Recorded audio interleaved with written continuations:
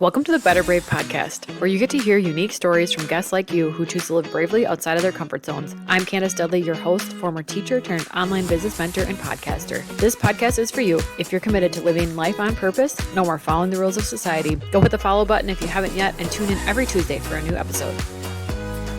Welcome back. I have Steph Gillies back on. She was on back in February, and we talked all about her entrepreneurial journey and how to pivot and lots of really great things. You can check that out. That's season 3, episode 26. Today, we're focusing more on helping that multi-passionate professional build a career or business around being multi-passionate. Steph is a career story coach focused on helping multi-passionate professionals embrace their authenticity and design a career they love. Having had 32 jobs in 15 years, Steph mastered the job search process and gained valuable insights into how to align passions with career paths. After being laid off from what she thought was her dream job in 2020, she started resume writing and career coaching. Since then, she has helped over 1,000 people discover their purpose and create a career story that truly reflects who they are. You're going to love this episode. Let's dive in. Welcome back, Steph. I'm glad to have you back. I know some things have changed since we had an episode out on my podcast back in February, and I'm super excited to hear where you are now, what's going on. Give us a quick rundown, refresher. Thanks so much for having me. So I've been a career coach and a resume writer for 3.5 years. Recently, I refocused my business to help people who are multi-passionate, really help them design a career they love, whether that's starting a business, creating a portfolio career, or, pursuing a job and then pursuing their passions on the side. There's lots of options out there for that. That's kind of what I've been talking about, helping those generalists really thrive, because we live in a very specialist world. When you're a generalist, you can kind of feel out of place. And I'm really passionate about helping people find their place in the world. Do you think this attributes to why, and I'm kind of generalizing, but I have talked to a lot of people in their probably 30s to 40s age range, and myself included, are kind of in this space of like, I don't know what I want to be when I grow up. And do you feel like maybe having things that we're multi-passionate about plays into that kind of feeling that some of us as we're getting older are like, you know what? Because I was a teacher and it just seemed like, wait, this is it. I want to do other things, that type of feeling. Do you feel like that is playing into some of those? Yeah, I have a theory that is untested and is not documented, right? Like, it's just my own theory. But I think those of us who are, in that millennial age range, we were raised by boomers. And the boomers were trained to go to school, get a job, and work there until you get your pension. That was what they were trained to do. So they taught us, you need to find that one thing and you need to work there until you are ready to retire. I think a lot of us were taught that. For some people, that's great. And they were like, yeah, let's do it. I'm going to become a doctor, a lawyer, or whatever they decided to do. But for those of us who don't resonate with specializing and feel like even thinking about doing one thing for like 10 years makes me feel anxiety. I have like anxiety around that.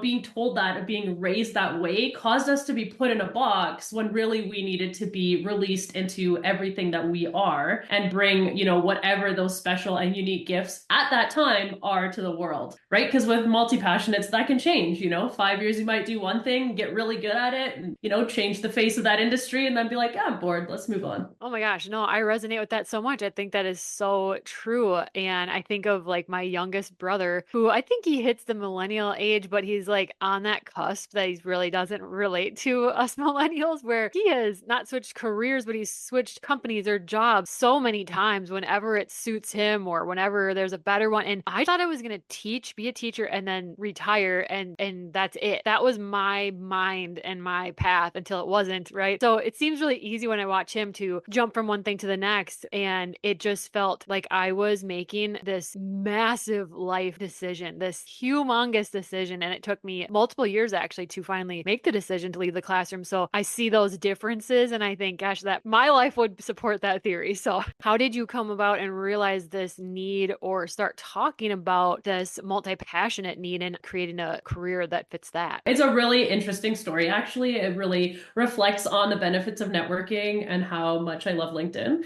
But I made this post, and I don't even remember what the post was, but it was about like sort of people who are generalists or have multiple career options. And someone that I now speak to regularly on LinkedIn, commented this TED Talk by Emily Wapnick, Why Some of Us Don't Have One True Calling. And I listened to that, and forever I was always looking for this one thing. I thought there was something wrong with me because I couldn't figure out what it was. And that TED Talk was like, this is me. This is like exactly what I've been looking for. And, in the TED Talk, they say that, you can't be a violinist and something else. And then they're like, meet this guy. And then they say his name, and he's exactly that person. And so I'm totally butchering it, but you need to listen to the TED Talk because it talks a lot about those multi-passionates and what that looks like and how you can be multiple things at once. And then Emily Wapnick has a book called How to Be Everything, and I promptly bought it and read the whole thing. Oh my gosh, that's going to now be on my list. Maybe it's social media or whatever, where it's like, you need to niche down. You need to be if one thing and be specific. There's just a lot of noise in trying to put people in a box, and it's just not how life for the most part works. What are some signs maybe that they could identify or self-identify that this is them? Is it you're not fulfilled by your day job? What are some of those pieces for people? Typically, people who fit into this mold don't have a very traditional career path. It's not a very linear career path. They've explored a lot of different things, or they jump into maybe the same type of job, but then end up taking on a lot of other things at work as well. Yeah. Right? Like not just, I'm a teacher, but then suddenly I'm helping other teachers. Oh, and yeah. like I'm doing all this other I stuff. had a right? lot. That's really interesting. I had a lot of roles that were added to my plate as a teacher. Yes, that's super interesting. Okay, keep going. Yeah. And it doesn't necessarily mean they're not fulfilled at work, but maybe they just feel like doing one thing feels really boring or uninteresting. But I mean, there's so many different types of multi-passionates. Some people like to dive into one topic and stick with it for like 3 to 5 years and get super good at it. Other people like me need to do multiple things at once, have more of that portfolio career where you're following multiple passions. I mean, there's lots of different ways to go about it. It's those people who, when they sit down to write their resume, are like, how am I supposed to put my work experience on a piece of paper? That's what I find. Most people who reach out to me are just like, my work experience is so all over the place. I don't even know how to turn this into something that I can either start a business with or, get a job where people can resonate with who I am. Okay, so then how does someone go about beginning to build a career or find a job that would fit this type of lifestyle? What does that look like? It's really about thinking about the types of skills that you really enjoy using. So like looking back on your past experiences and seeing like, these are the things I really liked, these are the things I didn't like. And then that can provide you with quite a few options usually in terms of the different types of roles or things that might interest you to try in the future. And then what I actually encourage people to do, instead of being like, okay, you need to pick one thing, because I hate that message. We have to pick one thing and then you need to apply for those jobs and that's just what you need to do. I recommend that people choose maybe like up to 3 things that they want to do and then start testing the market, right? Like sending out your resume, contacting people, having informational interviews with people in these 3 different roles or 3 different industries and see where you kind of end up. I mean, it's very similar to starting a business because when you're looking for a job, you're marketing yourself. And so you can do that market research just like someone would do when they're starting a business, asking people like, is this a product you'd be interested in?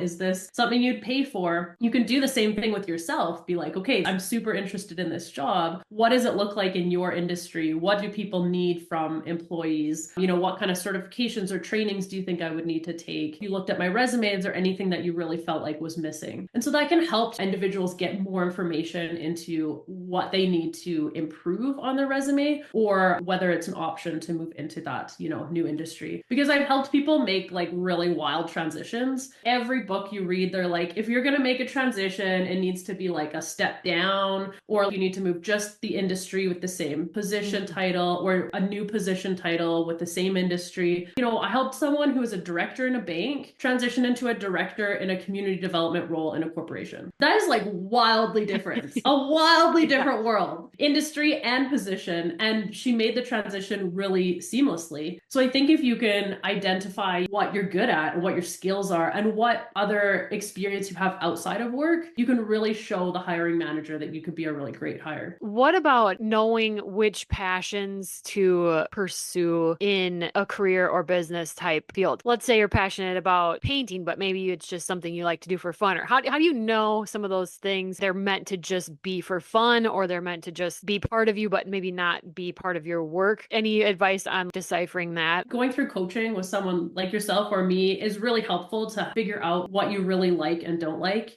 When I first started my business, I don't know if you know this, but I actually started 2 businesses at the same time. So I started resume writing and career coaching, which was going to be just the temporary business. And then I started a business doing horse therapy with youth. Then that I was like, that is my passion, like 100%. I'm gonna just like go all in on that one day. And a year later, it just didn't work out, and I didn't enjoy it. And I found like I'd rather spend time with my horse for fun than for business. And so sometimes, that trial and error, instead of diving into something full time, like maybe I would do, I would recommend trying something, part time. Like, hey, I'm a painter. I wonder if, my paintings would resonate with people. You could take a couple of your paintings and post them online for sale and kind of test the market, see what happens. And then you're like, oh, now it feels like pressure and turn into work. And that might not be what you want out of your painting, which is what happened with me. Or you might find you really love it and people really resonate with your work. And that's something you want to, dive into more. So I think a little bit of like learning and testing can be a great way to narrow that down. Dabbling on a small scale, just testing the waters so you're not all in, or you don't have to invest tons of money or anything. You don't have a lot of overhead. You can just see how it feels. What kind of permission or grace can you help give people? Maybe they have done this before where they have tried, like your example of the horse therapy. And then I have a good example of my own of flipping furniture. And you get to that point where you're like, this is not fun anymore. And maybe it's the millennial in us that feels like we're quitting, feels like it's a bad thing that we've changed our mind again. What can you speak to about that? Because I have my own thoughts, but I know you will too. Yeah, I can so relate to this. There's another book that's really similar called Refuse to Choose by Barbara Sher. And it's like this similar type of story. In her book, she talks about how a lot of us feel like if we stop, we're quitting too early, and someone else will be like, oh my God, you're doing something else. But you have to think about what you're getting out of it, is what she talks about. She's like, if you have completed it in your mind, like you've tested this and you found it wasn't exactly what you wanted, that's a completion. That's like your own ending to the story, which I thought was really interesting. Not something that really a big mind shift for me, because I'm also feel the same way as you.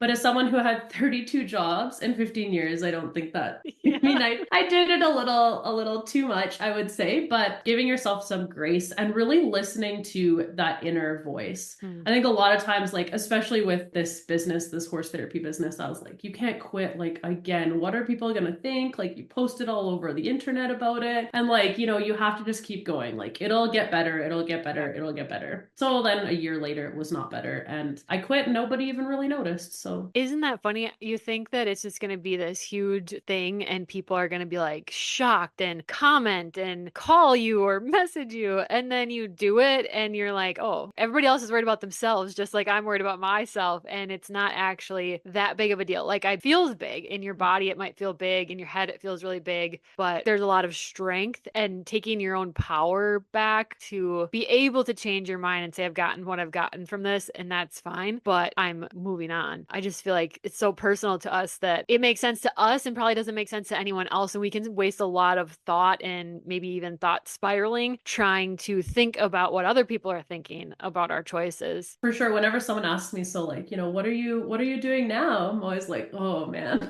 they're asking me that because I've made so many changes. But I've been 3.5 years in the same business. Wow. So I think that's a pretty big, I mean, the longest job stint I've ever had was 5 years. So I'm planning to break that. It. Yeah. Oh my gosh. No, I know what you mean. People will be like, what are you up to now? Because this is my 3rd year out of the classroom. And sometimes I just don't, it depends on who they are. Sometimes it was just for small talk and they're being nice and I don't even want to like get into it because it's like, well, I feel obligated to explain maybe in certain circumstances of, well, it was this, but it's now part of it is this, but it's still this. And, I think we just need to get out of our own way. I've been trying to be better about just saying what I'm doing and skip the explaining, because I'm really just doing that because of whatever story I've made up for myself in my own head, that it's necessary to do that when you don't owe anyone that. It doesn't need to make sense to anybody else. It could look crazy to other people. It doesn't matter really, as long as it's aligned for you. Yeah, I have a friend, who whenever I tell her about like this new idea that I have, she always says to me, I'm so inspired by your ability to take action. And I thought about that and I was like, that is really actually quite interesting, because that is a theme that I have throughout my life. Because yes, I do make a lot of changes, but like it all is revolved around taking action rather than just sitting on your idea and not actually doing anything about it.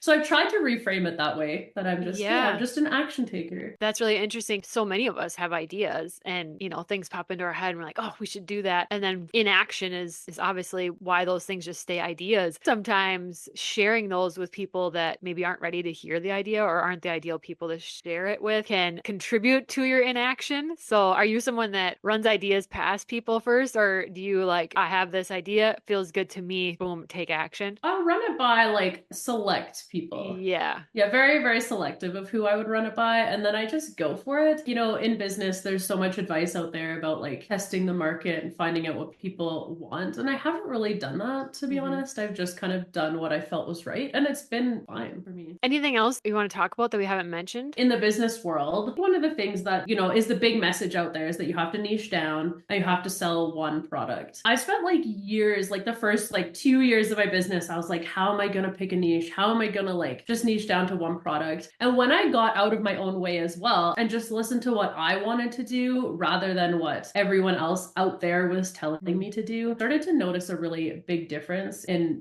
just resonating with people and, building my business. I just encourage people to like get out there and break the rules, right? Like you don't have to do what everyone else says just because that's what they're doing and that's working for them. And I think that's an important message for multi-passionates because we're always put in a box. Even if you're creative enough to start your own business or whatever, you're still put in a box by saying you have to niche down, you have to have one product. Take your big idea and put it in a box. And I just think that we're all out of the box people. And so we need more of that. And so when you can really tap into that authenticity, you can bring that into your business or into your career, kind of whatever you decide to do. That's a great message. I love that. So what are you working on that's coming up this fall or winter that we should be looking out for? I just launched a job search toolkit. So that's for people who want to just, create their own personal brand, do their own career clarity. It's more kind of like a journaling focused thing. So I just launched that. And honestly, for this winter from now until December, I'm just working on building my network, meeting more people, getting on podcasts, interacting on LinkedIn. That's kind of my goal. So it's not as interesting as I would love it to be, but it's just the part of the business that has to be done. Yes, absolutely. No, I love that transparency. So where can people find you? Hang out on LinkedIn, pretty much only on LinkedIn at Steph Gillies. And then I have my website, Destination Dream Job. And I also have a podcast as well called Destination Dream Job that you were a guest on a while back as well. Yes, perfect. All right, I'll link all that in the show notes. Thank you so much for being on. I think it's really nice that we can shed some light on the fact that so many of us are multi-passionate and that it's a great thing and can be used as a superpower and just not as like this, oh, you changed your mind again. Oh, you willy-nilly. It's awesome and can really build your career and business around it.